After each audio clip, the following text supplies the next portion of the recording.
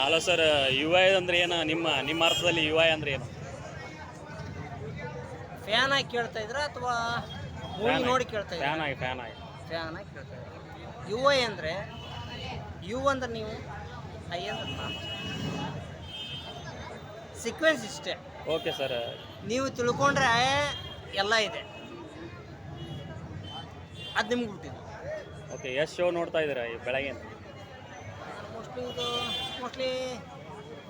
3 show. ಮೂರು ಶೋದಲ್ಲಿ ಏನು ಅರ್ಥ ಆಯ್ತು ನಿಮಗೆ? ನನಗೆ ಅರ್ಥ ಆಗಿದ್ರೆ ಯಾಕೆ 3ನೇ ಶೋಗೆ ಬರ್ತಾ ಇದ್ದೆ ನಾನು. ಮತ್ತೆ ಇನ್ನೂ ಎಷ್ಟು ನೋಡ್ಬೇಕು ಅನ್ಕೊಂಡಿದ್ದೀರಾ? ನನಗೆ ಇಷ್ಟ ಆಗೋವರೆಗೂ ನೋಡ್ತಾ ಇರ್ತೇನೆ. ಅಂದರೆ ಆ ತಿಳಿಯೋವರೆಗೂ. ಅಲ್ಲ, 50% ಅವ್ರು ತಿಳಿದಿದೆಯಾ? ಇಲ್ಲ. ಹಾಂ, ತಿಳಿದವ್ರಿಗೆ ಕೇಳಿದ್ದೀರಾ?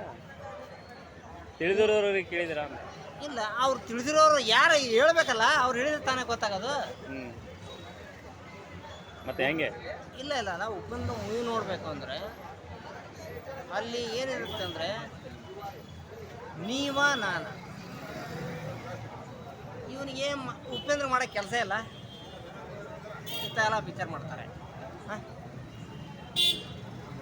ನಮ್ಮ ಬಾಸ್ ಏನದಲ್ಲ, ಅವ್ರಿಗೆ ಮಾಡೋಕ್ಕೆ ಕೆಲಸ ಇಲ್ಲ. ಅಲ್ಲ, ಏನು ಅರ್ಥ ಆಗಿದೆ ಪಿಕ್ಚರ್? ಏನು ಅರ್ಥ ಆಗಿದೆಯಾ? ಅರ್ಥ ಆದರೆ ಯಾಕ್ರೆ ಪಿಕ್ಚರ್ ನೋಡಕ್ಕೆ ಬರ್ತಾರೆ? ಮತ್ತೆ ಮತ್ತೇನಿಲ್ಲ, ಯು ಐ ಥಿಯೇಟ್ರಲ್ಲಿ ಬಂದು ನೋಡಿ ಗೊತ್ತಾಗುತ್ತೆ.